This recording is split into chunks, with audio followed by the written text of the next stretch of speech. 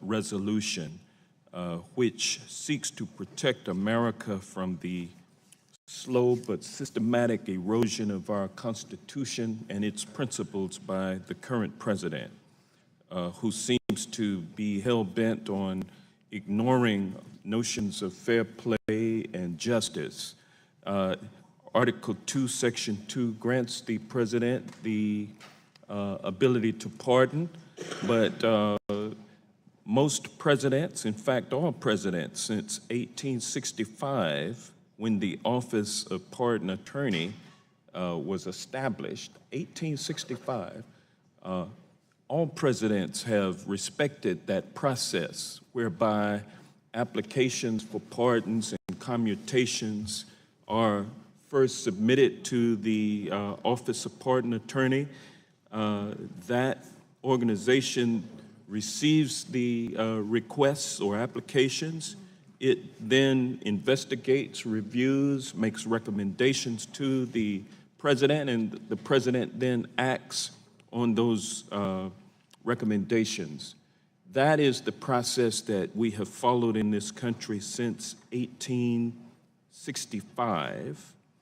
And in 1870, the clerk of pardons was an official office that was established after the office of pardon attorney in 1865, and then in 1891, we had the attorney in charge of pardons who would replace the clerk of the office of the pardons. And so we have a history, a long history in this country of using the office of the pardon attorney to consider applications. And in that way, the president has shielded himself from being alleged to have used the pardon power in a way that would benefit only friends and political supporters.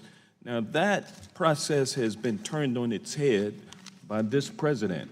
This president has already granted 5 pardons and 2 commutations while in office, not using the office of pardon attorney to make the recommendations, because they've all been made to the president directly and not through that office.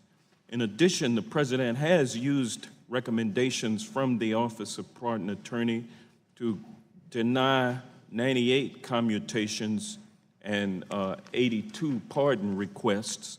So he does understand that there is a office of pardon attorneys. In fact, he's appointed a interim pardon attorney back in August of 2017, the acting pardon attorney, but yet he ignores the process and insists on using the pardon power to send messages to the Mueller investigation and to send messages to potential witnesses of that investigation or in that investigation, thus in an attempt to thwart the aim of the investigation, which is to get at the truth. And that brings me to my last point, which is the resolution that just passed in this body, Republicans seeking to thwart the investigation by investigating the investigation of President Trump. That's unprecedented, unwise, unnecessary, and the only reasonable explanation for it that the American people can see is that this body wants to obstruct the investigation into President Trump's possible involvement and collaboration with Russians in the 2016 presidential election. So we are aiding and abetting President Trump's abuse of the pardon power while trying to shield him from an investigation. Instead of using our opportunity as our responsibility as a committee to investigate the 2016 elections and the Russian influence on that election, we've seen fit only to thwart that investigation. And Mr. Chairman, I think history will judge this committee harshly for its role in the erosion of our constitutional Time of the principles. gentleman has expired. For purpose of the gentlewoman from Texas, seek recognition. Strike the last word. Gentlewoman is recognized for 5 minutes.